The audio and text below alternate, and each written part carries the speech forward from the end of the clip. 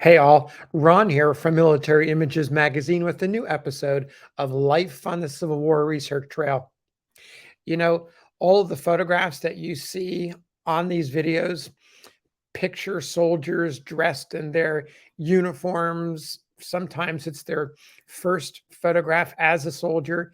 The images were taken for a single purpose: to sharing with friends, sharing with comrades, pards, the friendly enlisted men in the ranks who served with them, the junior officers. They're also taken to send home to mom and dad, to a brother and sister, to a wife, all the folks, the family back home. And so when you see those images, you have a sense that they were made for those purposes in mind. And the soldier wants to see you looking a certain way, whether they have on that fancy new uniform, holding a weapon, carrying a sidearm or a sword. That's what they wanted you to see. And in many ways, it's no different than what we do today. This individual here, it's not the case. This image was made for a completely different purpose. This is Corporal William G. Edwards of the 14th Mississippi Infantry. This image was not made by choice by him. It was made at the request of the U.S. Medical Corps as part of a larger mission that they had during the war years to document the various surgeries and the different techniques that were being experimented with and perfected during the war years. One of my more favorite photograph stories from the war is the realization of the US medical department that photography could be and would be and was an aid in documenting all different surgeries. As early as 1862, the medical corps was thinking that it needed to document these surgeries so that they could pass along the knowledge to future surgeons, not only military surgeons, but civilian doctors as well. Now, around 1863, they began to make requests of the doctors to consider the use of photography. And by 1864, it still wasn't something that you had to do, but documenting those most unique cases with photography was something that many physicians in the North were doing quite regularly. These images, like this one here, survive today, and they were published during the period in different uh, publications. So that made engravings. There were engravings made of the photographs and then published, so they could be utilized, be studied by other medical professionals. So the case we have here of William G. Edwards, how he came to have his arm amputated and why he's showing it to us, dates back to 1864, during that time when the Union medical establishment was really pushing to have cases documented with photographs. In fact, there's a note on the back of this photograph that says the amputation of Corporal Edwards's limb occurred on December 1st, 1864. That's the day after he gained admission to Hospital Number 1 in Nashville. The wound that required the amputation had occurred 2 days earlier in Spring Hill, Tennessee. A gunshot wound to the arm, and you can imagine the soft lead bullet doing tremendous damage to bone and tissue.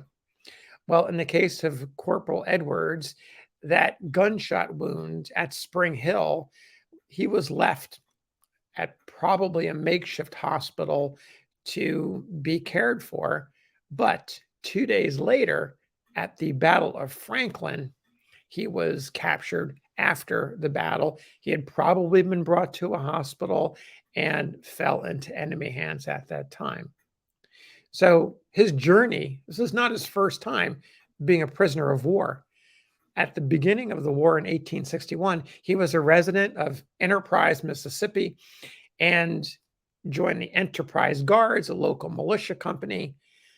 Less than a year later, in 1862, at Fort Donelson, he was captured and sent to Camp Douglas in Chicago. Stayed there for about 6 months until September of 1862, when he returned to the 14th Mississippi. And at that point, he was advanced in rank to corporal, got his corporal's stripes. So basically stayed out of harm's way until Spring Hill in 1864. And in the Union Hospital in Nashville, after the amputation, like many men, it was complicated. There were complications following the surgery. In his case, gangrene set in. That could be fatal. And in a number of cases, it was. For Edwards, it lasted 16 days before they were able to treat the gangrene and stop it from growing. He survived all that, and following his recovery, or I should say, being more stable, still healing from the amputation, he was deemed healthy enough to move off to prison camps.